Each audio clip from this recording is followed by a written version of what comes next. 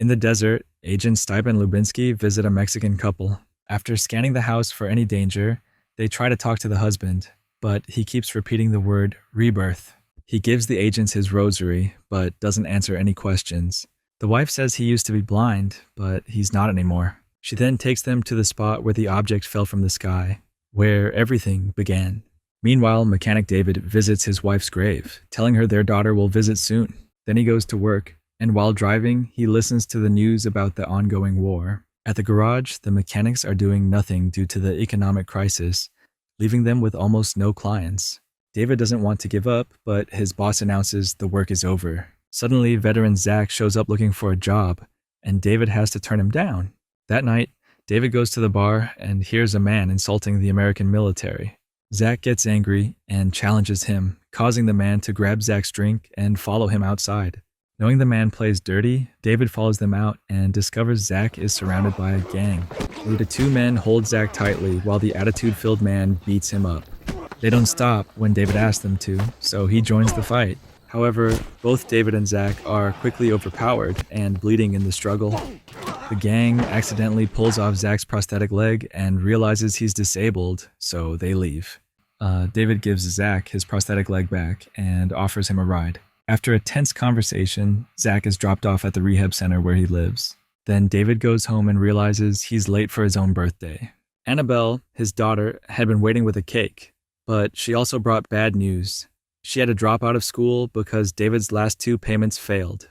David promised to earn the money soon, but Annabelle didn't want him to overwork, ending the conversation with an engraved watch as a gift.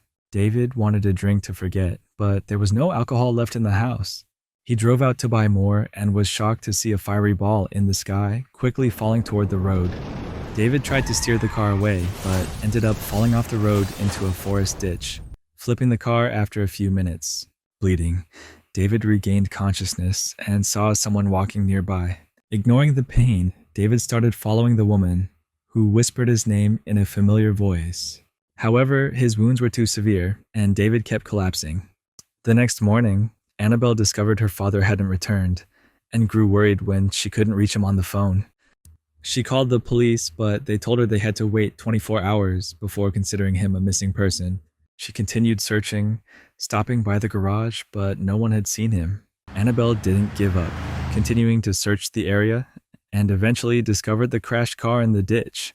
But David was nowhere to be found. Night fell, but Annabelle kept searching, using a flashlight to comb every inch of the forest. When the batteries ran out, she went back to the car and began losing hope. As she cried, she started the car, and the headlights revealed David standing in the middle of the road. Later, at the hospital, David woke up to see the same woman talking to him. Meanwhile, the doctor told Annabelle they had found something strange. The records showed that David had donated a kidney to his wife before she passed, which Annabelle confirmed. However, the new X-ray indicated that he still had both kidneys. David was allowed to go home, but he couldn't stop seeing the woman everywhere. David decided to sit outside on his wife's old chair, remembering what had happened the night before. While chasing the mysterious figure, David falls into a crater, where the object from the sky is glowing. Suddenly, the object grows vines that wrap tightly around David's arm. When Annabelle falls asleep, David looks out the window and hears his name again. He follows the call into the forest and is stunned to reunite with his wife, Jane. They hug and exchange sweet words before Jane makes David have a vision. A nuclear war is about to happen, and David must build something to protect their daughter. When David returns home and watches the news about the escalating war, he decides to go to the barn and start making plans. Meanwhile, Stipe and Lubinsky are arguing with their boss, who thinks searching for alien rocks is a waste of time while a war is ongoing. In fact, they've already received orders to end this mission, but they ignored it because Stipe believes alien technology could help them win the war. Later, the agents go to the lab and receive bad news.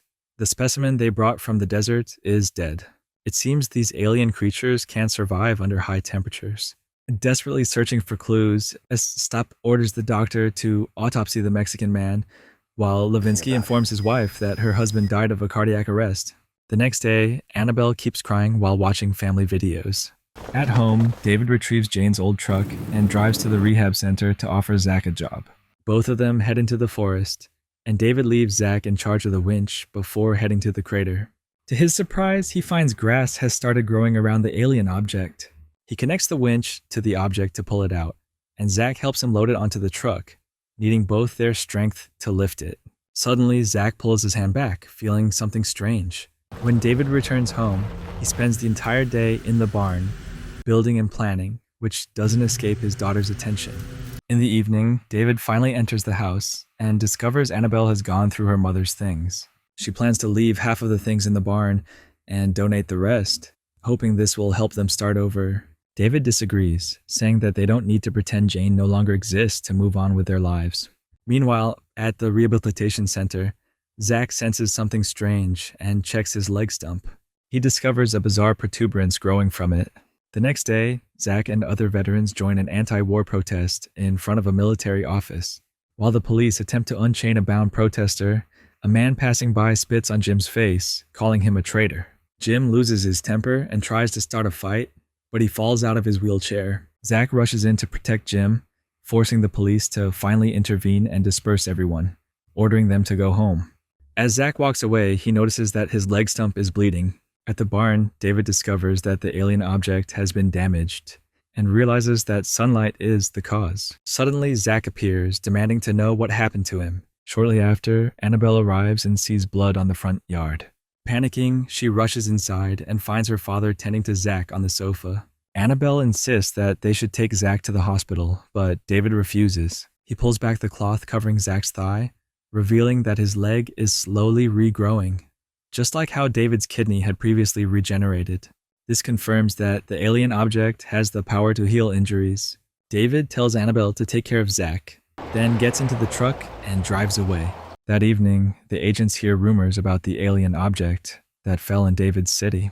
Lubinsky thinks they should follow orders and give up, but Stipe is stubborn, declaring that they will investigate this new lead.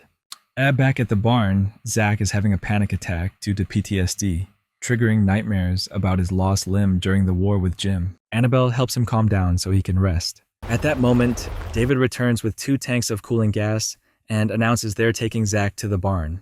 Annabelle helps him move Zach, and David immediately sets up the cooling gas around the alien object to keep it fresh. Next, they sit Zach near the object, and instantly, the object's vines wrap around his arm, causing his lost leg to regrow in seconds. Annabelle steps back as a curious vine reaches toward her, and she unexpectedly faints when she sees Zach's grotesque leg. When she loses consciousness, Annabelle dreams of being alone with her mother right before she passed away. She wakes up the next morning and finds Zach walking outside with 2 perfectly healthy legs. He can't believe what's happening and is overjoyed. Later, Annabelle and Zach join David at the barn, where he has completed the design of a capsule, like a bunker, to protect against an unstoppable catastrophe. Annabelle thinks her father is starting to lose his mind, but David swears she can trust him. Afterward, David visits his friend Tony at the junkyard, but only buys a small piece of metal. They then head to the bar, where David tricks Tony into drinking until he passes out. David leaves Tony in his car, takes his keys, and uses them to enter the junkyard with Zach to steal all the materials needed for the capsule. They even take a full cement mixer truck. Everything is transported to an abandoned factory, where they can work in secret. The next morning, Tony wakes up and finds the keys in his pocket.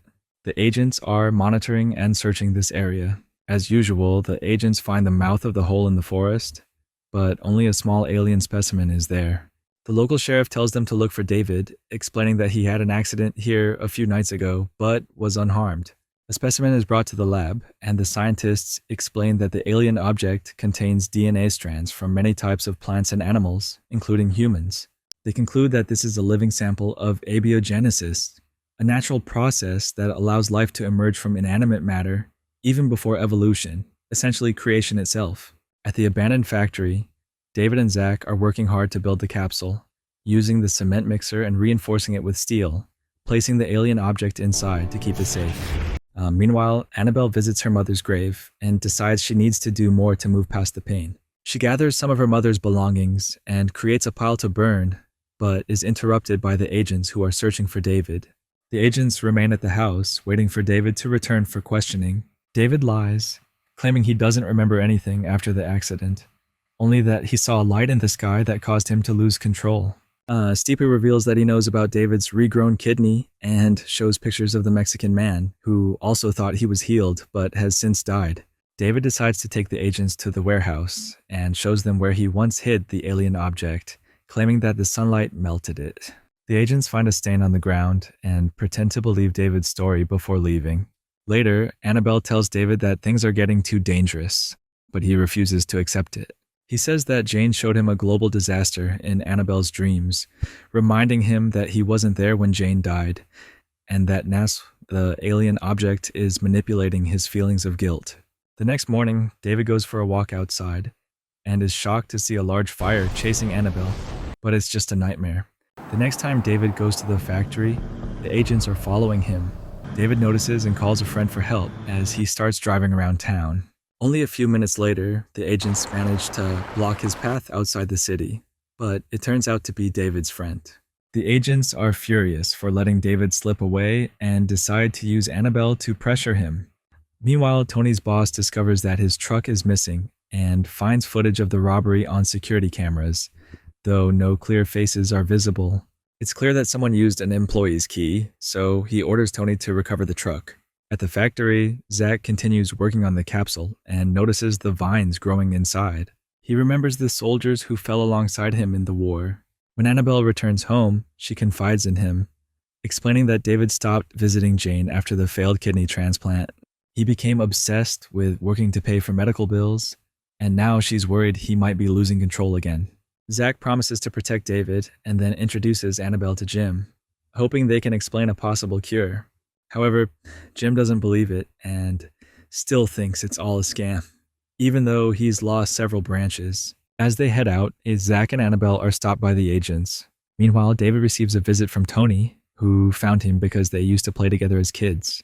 David panics when Tony sees the entire stash of stolen goods and decides to call the police. During the struggle, David accidentally causes Tony's death.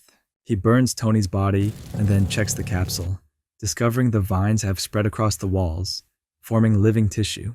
Suddenly, he has a vision of himself dancing with Jane, confessing his mistakes and saying he doesn't deserve salvation. Jane explains that the capsule isn't for him, but for Annabelle and Zach. At home, the agents hold Annabelle and Zach in handcuffs, trying to manipulate them into talking, but both remain silent and do not fall for their traps. News reports continue to cover the escalating war, now with a nuclear threat. Stipe uses an iron rod to strike Zach's newly grown leg, and when Annabelle tries to intervene, she is easily pushed aside. Meanwhile, David sneaks back home, finds the pile of belongings Annabelle left behind earlier, and pours gasoline to set them on fire. The guards inform the agents inside, and Stipe sends Lubinsky outside to investigate, suspecting this is David's doing. David sneaks in, threatening Stipe with a gun and forcing him to drop the handcuff keys and turn his back. Annabelle seizes the opportunity and hits Stipe with an iron rod, knocking him unconscious, and the three escape through the window. When Lubinsky returns and hands Stipe the rifle, Stipe shoots Annabelle in a non-lethal area. The group shoots back and injures Stipe before rushing to the car to flee. This was Stipe's plan all along. He knew David would try to heal Annabelle, so he and Lubinsky immediately chase after them. Lubinsky begins to have doubts, but Stipe insists that everything is fair to prevent nuclear war. On the road, Annabelle tells David that Jane needs him and is waiting for him, pushing David into a breakdown. When David and Annabelle reach the factory, David places Annabelle into the capsule, but no recovery occurs, causing him to lose his mind once again. Hearing the agents outside, David begins pouring gasoline into the capsule and takes out a lighter, unaware that the vines are closing in on Annabelle. The agents rush in and try to stop him, but David refuses to extinguish the flames. As he prepares to light the fire, Annabelle, now recovered, pokes her head out, causing David to snuff out the lighter. However, Stipe shoots him right after. Lubinsky tried to stop Stipe but was pushed away. So two other agents attempt to sneak around the machine, but Zach shoots one immediately. He then gets caught in a gunfight with the remaining agent. Stipe tries to intervene, but is shot in the shoulder by Lubinsky. After a few more shots, Zach finally takes down the last agent, though he too is wounded in the shoulder. Suddenly, an earthquake strikes, and a blinding light appears in the distance. The first nuclear bombs fall, and the storm has only just begun. People across the country rushed outside to witness the explosion, except for Jim, who took his own life as soon as he saw the news. At the factory, David told Zach to take care of Annabelle before leading him inside the capsule. He apologized to his daughter for abandoning her, then pressed the button to seal the capsule. The distant sound of explosions echoed in the background as Stipe begged David to open the capsule, but David replied that he couldn't. The alien object began pouring water into the capsule. Annabelle and Zach panicked at first, but as the water flooded in, the object released shards of ice, freezing the liquid and putting them into a cryogenic sleep. Meanwhile, David passed away and saw Jane welcoming him to the afterlife. Nuclear bombs continued to explode across the world. Eventually, the capsule opened, and Annabelle and Zach woke up. It seems like centuries have passed. Don't forget to subscribe and turn on notifications so you don't miss the next videos like this. You can search for the movie Terminus to watch the full episode. Thank you for watching.